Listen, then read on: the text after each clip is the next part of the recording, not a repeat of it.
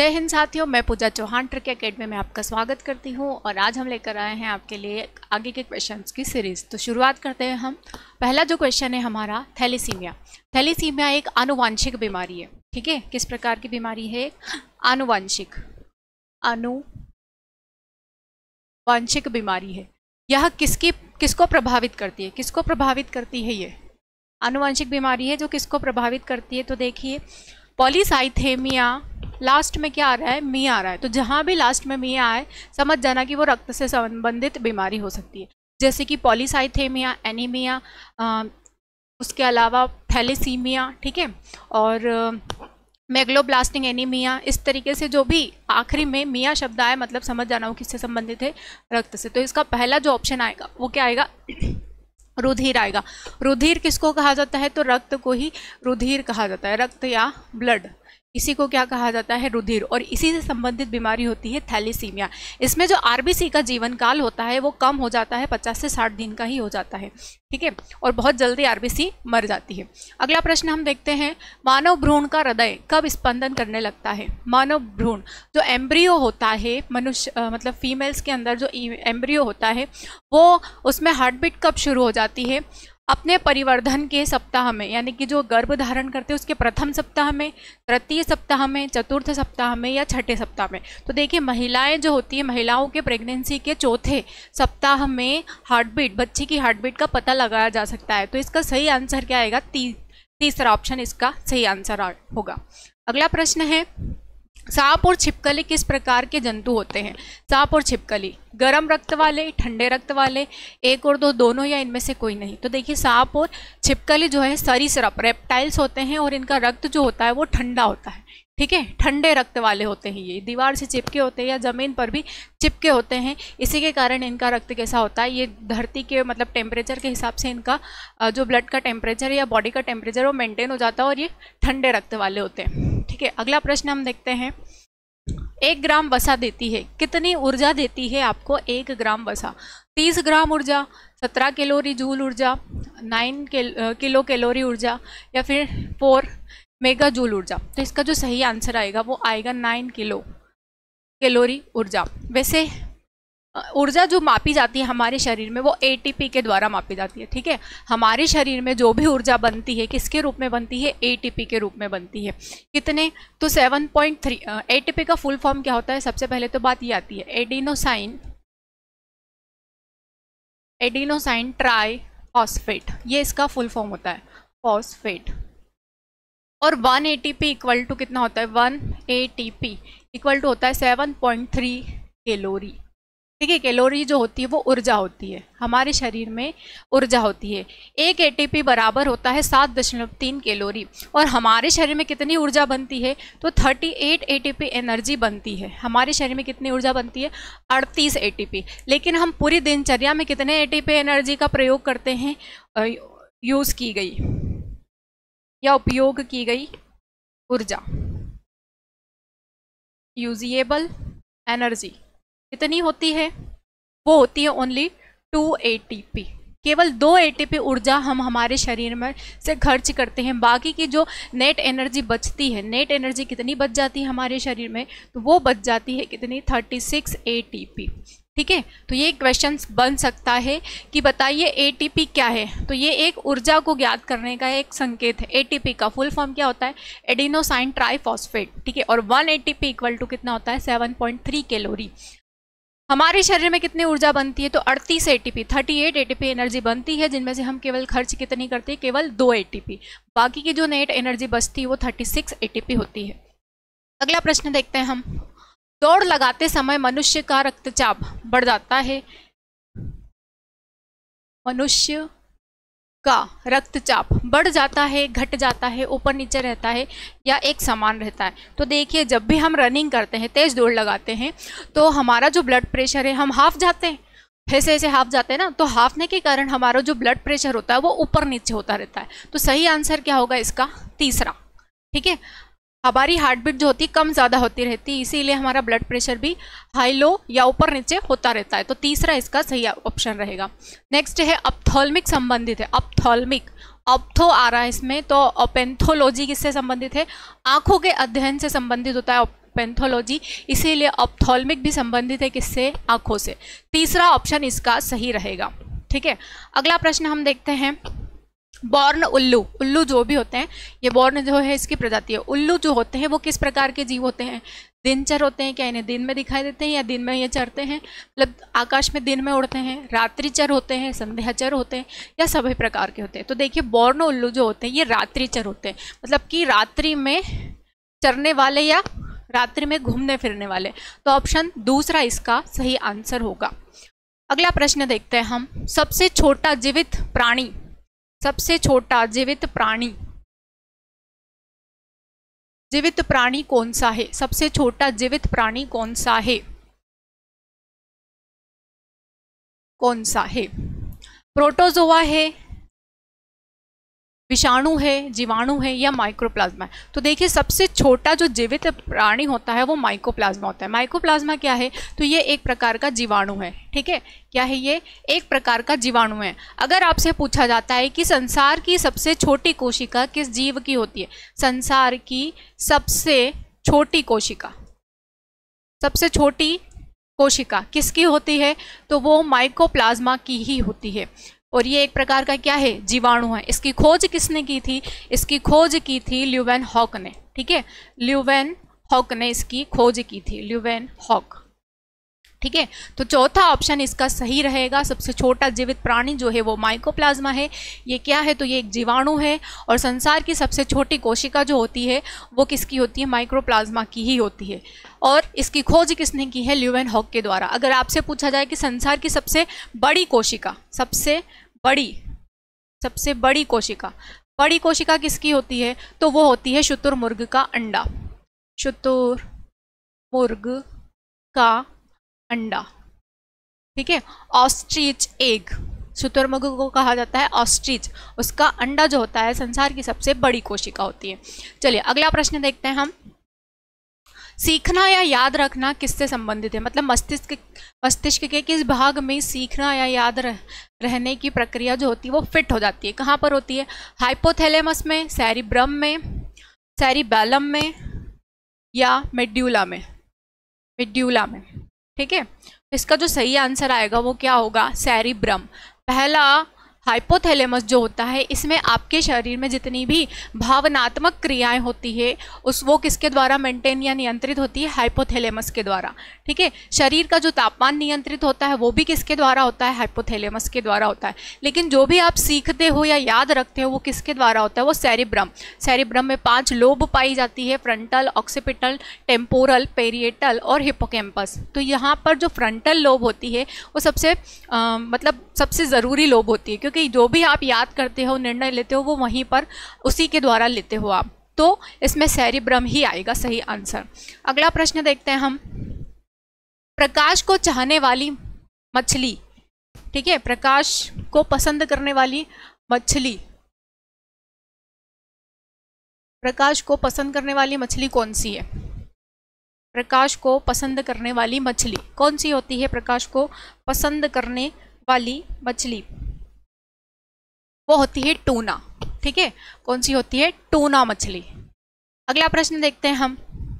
कृत्रिम गर्भाधान के लिए शुक्राणु का संग्रहण कहाँ होता है? जब कृत्रिम यानी कि जो टेस्ट ट्यूब बेबी किया जाता है तो जो स्पर्म्स होते हैं उसको कहाँ रखा जाता है? बर्फ में, कैरमेलिन में, द्रव ऑक्सीजन में, या द्रव नाइट्रोजन में? तो देखो उसको कहाँ रखा जाता है? द्रव नाइट्रोजन में। ठीक है, ऑप्शन चौथा इसका सही आंसर होगा। अगला प्रश्न देखते हैं हम। H.G. खुराना को नोबेल पुरस्कार दिया गया था, किसके लिए दिया गया था? डीएनए की खोज के लिए, डीएनए की डबल हेलिकल संरचना की प्रस्तुति के लिए, डीएनए के रासायनिक संश्लेषण के लिए, या फिर डीएनए ट्रांसप्लांट के लिए? तो देखिए डीएनए की खोज के लिए इनको क्या दिया गया था? नोबेल पुरस्कार दिया गया था। पहला ऑप्शन इसका सही आंसर होगा। अगला का प्रश्न देखते हैं हम। हाइड्रा जो निडेरिया संघ का प्राणी होता है ना, मांसाहारी होता है, शाकाहारी होता है, शाकाहारी या मांसाहारी दोनों होता है, या फिर ना तो शाकाहारी होगा ना ही मांसाहारी? तो हाइड्रा जो होता है ये क्या होता है? ये मांसाहारी प्लांट होता है। ये प्लांट भी होता है या निडीरिया संघ का एक जीव भी बोल सकते हैं हम, जलीय जीव भी होता है। इसकी संरचना जो होती है कैक्टस का पौधा देखा होगा आपने, उसी की तरह होती है, कैक्टस जैसा। ठीक है, तो इसका सही आंसर क्या होगा? पहला, मांसाहारी। अगला प्रश्न है, मानव की त्वचा, मानव की त्वचा शरीर पर बिना फफोले पड़े अधिकतम तापमान को सहन कर सकती है। कितने तापमान को सहन कर सकती है? तो 60 डिग्री सेल्सियस को वो सहन कर सकती है। ऑप्शन चौथा इसका सही आंसर होगा। 60 डिग्री सेल्सियस टेम्परेचर सहन कर सकती है, इससे ज़्यादा नहीं कर सकती है।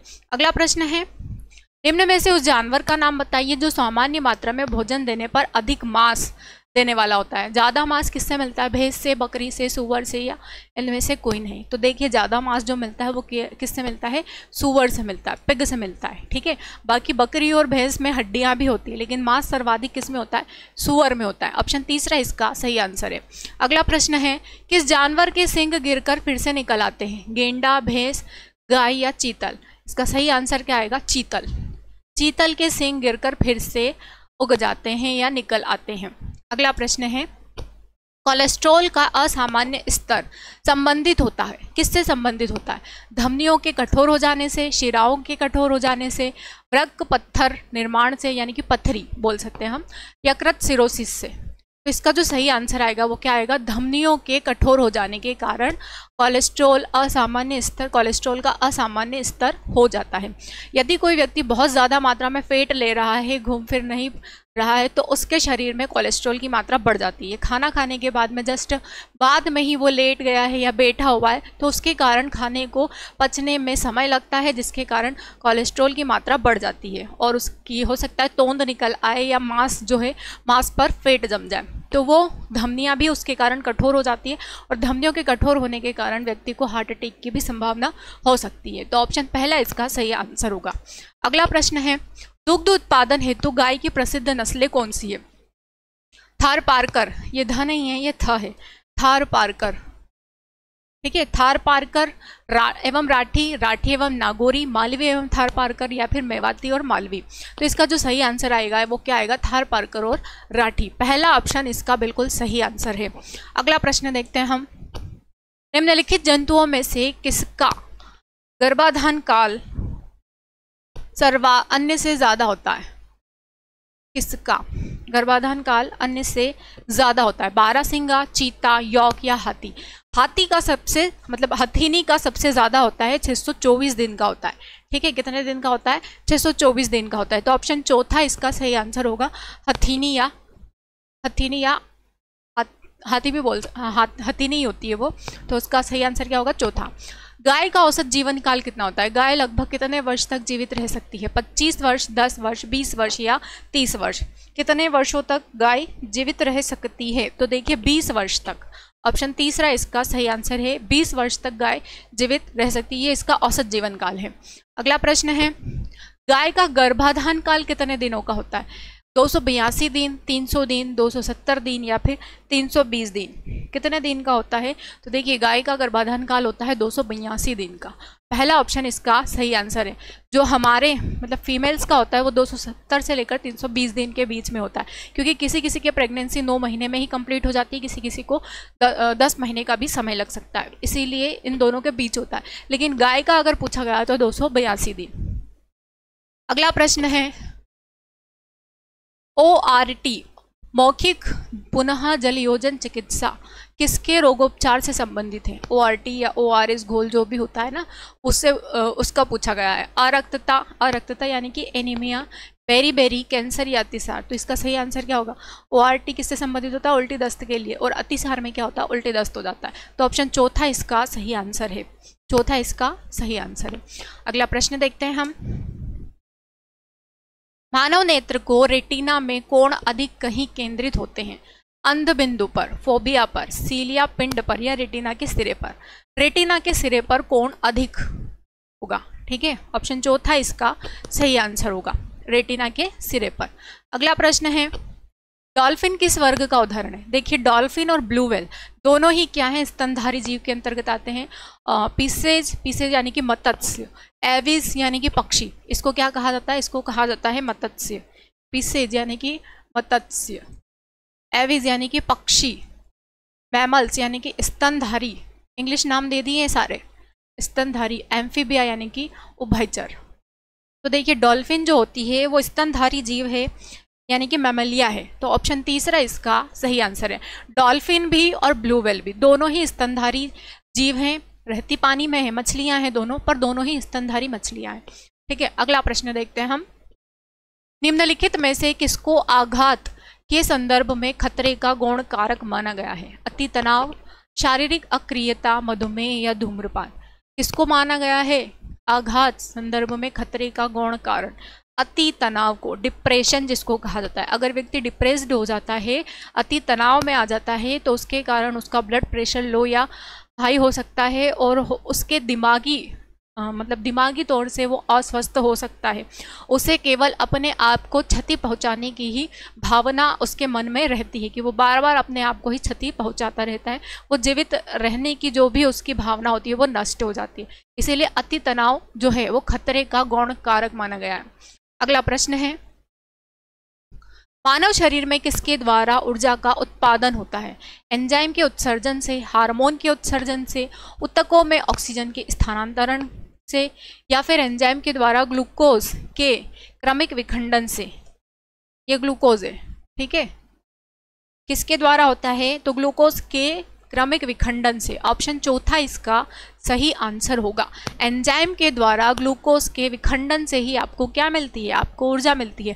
ग्लूकोज का ऑक्सीकरण होता है तब जाके क्या बनता है? ये ग्लूकोज है C6H12O6 प्लस इसके साथ में आपने ऑक्सीजन ग्रहण की, बदले में क्या मिला आपको? कार्बन डाइऑक्साइड प्लस जल और प्लस ATP। और ATP क्या है? ATP है ऊर्जा।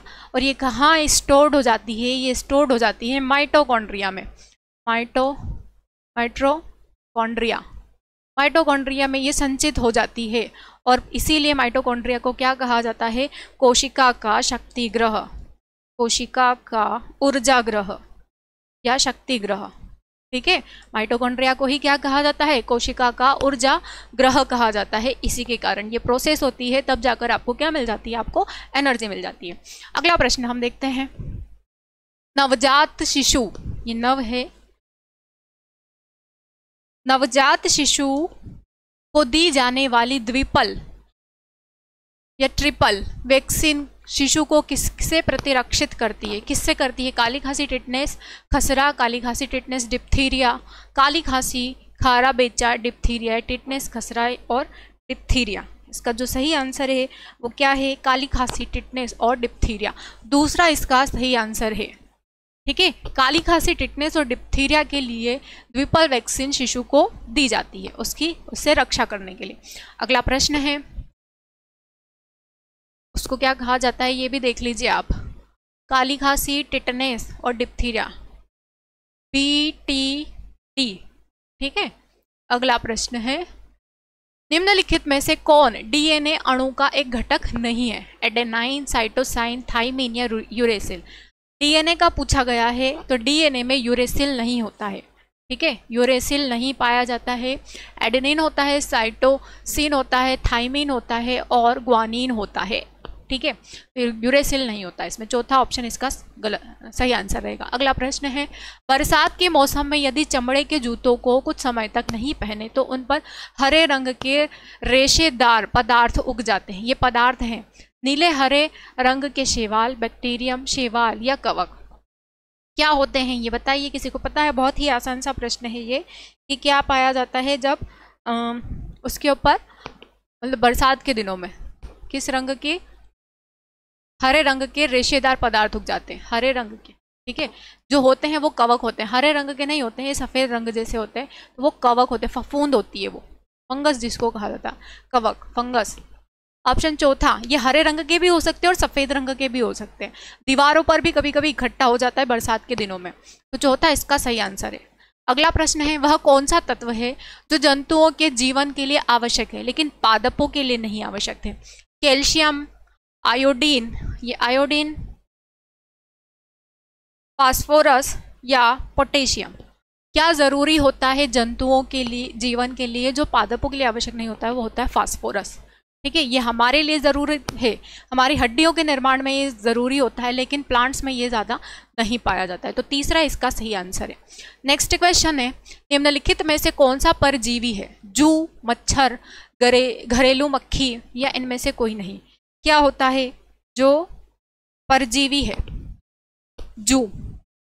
जू बालों में पाई जाती है, गंदगी के कारण, पसीने के कारण जू हो जाती है, तो ये एक प्रकार का परजीवी है।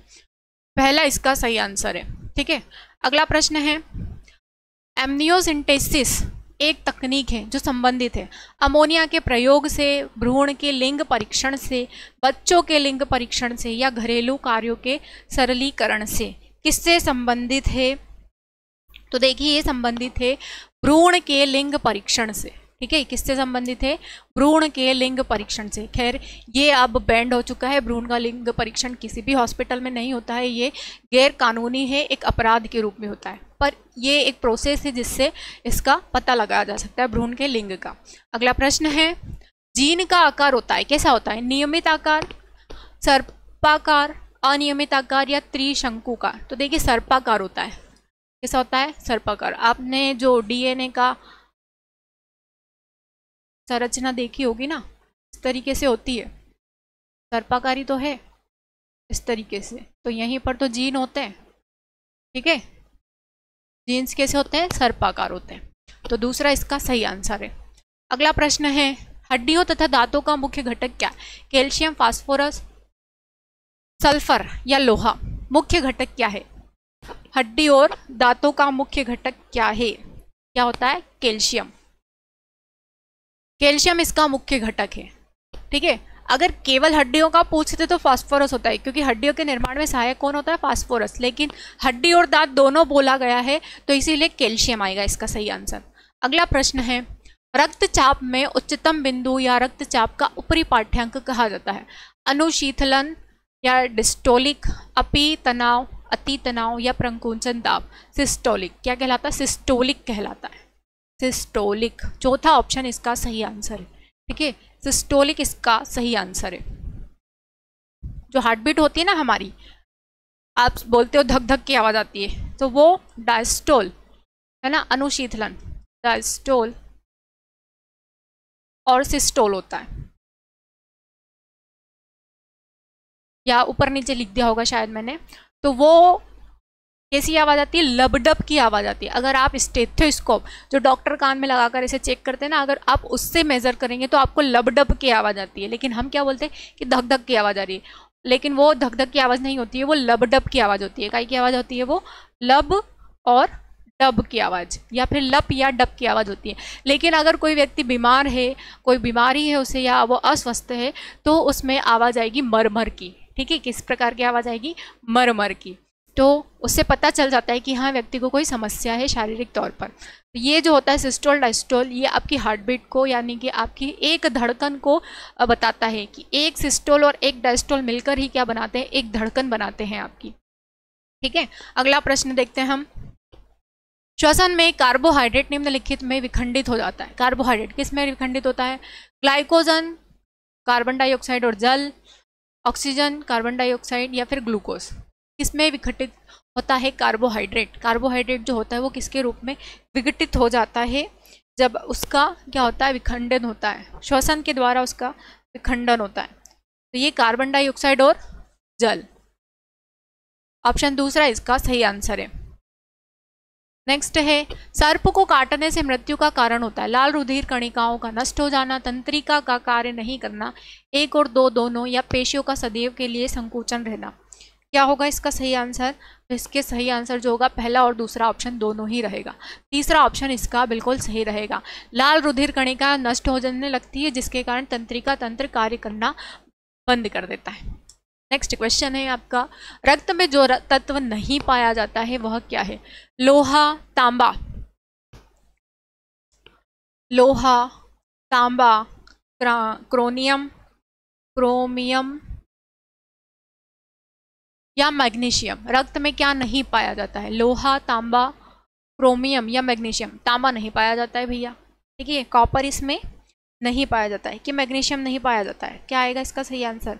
तो देखिए रक्त में जो नहीं पाया जाता है वो क्या है? मैग्नीशियम। मैग्नीशियम जो होता है आपकी मांसपेशियों में पाया जाता है, ठीक है। मैग्नीशियम क्या है? मांसपेशियों में पाया जाता है। अगला प्रश्न है, मिट्टी की उर्वरा शक्ति को बढ़ाने में महत्वपूर्ण योगदान करने वाले जीव निम्नलिखित में से कौन सा है? Round worm, hookworm, tape worm या अर्थवर्म? क्या आएगा इसका? अर्थवर्म। अर्थवर्म है यानी कि इसको हम बोलते हैं केचुआ।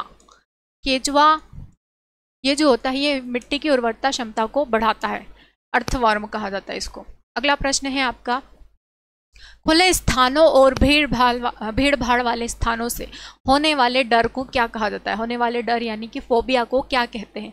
एगोराफोबिया, एक्रोफोबिया, क्लास्ट्रोफोबिया या स्किज़ोफ्रेनिया? क्या कहा जाता है जब भीड़ भाड़ में डर लगता है? उसको कहा जाता है एगोराफोबिया। एगोराफोबिया, ठीक है। भीड़ भाड़ में अगर किसी व्यक्ति को डर लग रहा है तो उसको कहा जाता है एगोराफोबिया। फोबिया जो होता है किसी ना किसी चीज़ के डर को कहा जाता है। जैसे कि रेबीज हो जाता है तो रेबीज को ही क्या कहा जाता है? हाइड्रोफोबिया भी कहा जाता है। कुत्ते वगैरह जो होते हैं, जो भी जानवर होते हैं पानी से डरते हैं तो उसको पानी से डरना तो हाइड्रोफोबिया, ठीक है। फिल इन द ब्लैंक्स, रिक्त स्थान में प्रतिरक्षी बनते हैं। किस में बनते हैं प्रतिरक्षी? लाल अस्थि मज्जा में, प्लीहा में, यकृत में या लसिका में? लाल अस्थि मज्जा में, ठीक है। ऑप्शन पहला इसका सही आंसर होगा। प्रतिरक्षी यानी कि एंटीबॉडी, सॉरी एंटीजन कहाँ बनते हैं? लाल अस्थि मज्जा में। प्रतिरक्षी एंटीबॉडी ही है लाल अस्थि मज्जा में। अगला प्रश्न है, इनमें से कौन सा एक मोलस्का के शरीर का उत्पाद है? मोती, मूंगा, लाख या इनमें से कोई नहीं? कौन सा है जो मोलस्का जो होता है, जैसे हम बोलते हैं ना मोलस्का, बोलने में कितना स्मूथ लग रहा है, कि स्मूथनेस से ही पता चलता है कि इस संघ के जीव जो होते हैं उनको हाथ लगाने से वो बहुत ही स्मूथ से लगते हैं वो हमको, इसीलिए मोलस्का से क्या मिलता है आपको? मोती मिलता है, मूंगा मिलता है, लाख मिलता है या इनमें से कोई नहीं मिलता है? तो इससे जो मिलता है वो मोती मिलता है, ठीक है। मोती ऐसा कैल्शियम कार्बोनेट की उस पर परत चढ़ी होती है, उसको जब खोलते तो अंदर बहुत ही सॉफ्ट सा रहता है और उसी के अंदर ही मोती छुपे होते हैं। अगला प्रश्न है, मानव शरीर में सबसे प्रचुर तत्व कौन सा है? कार्बन, कैल्शियम, नाइट्रोजन या ऑक्सीजन? सबसे प्रचुर मात्रा में पाया जाने वाला जो तत्व है मनुष्य के शरीर में वो कौन सा है? वो है कैल्शियम। तत्व पूछा, क्या है? कैल्शियम। वैसे तो ऑक्सीजन होना चाहिए इसका, पर एग्जाम के हिसाब से कैल्शियम बताया गया है, ठीक है। किसी एग्जाम में पूछा गया था तो उस एग्जाम में इसको कैल्शियम बताया गया है।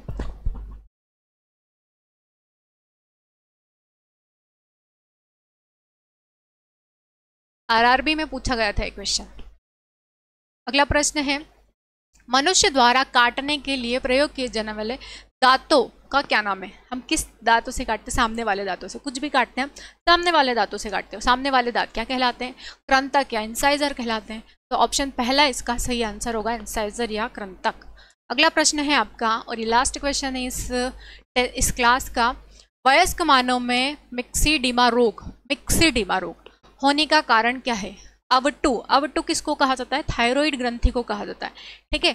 अवटु अतिक्रियता, अवटु अल्पक्रियता, अति परावटुता यानी कि पैराथायराइड, या अल्प परावटुता इसको कहा जाता है? अवटु अल्पक्रियता यानी कि थायराइड ग्रंथि की कमी हो जाती, थायरोक्सिन हार्मोन की कमी हो जाती, जिसके कारण कौन सा रोग हो जाता है? मिक्सीडीमा रोग, है ना। थायराइड ग्रंथि से कौन सा हार्मोन निकलता है? थायरोक्सिन हार्मोन निकलता है।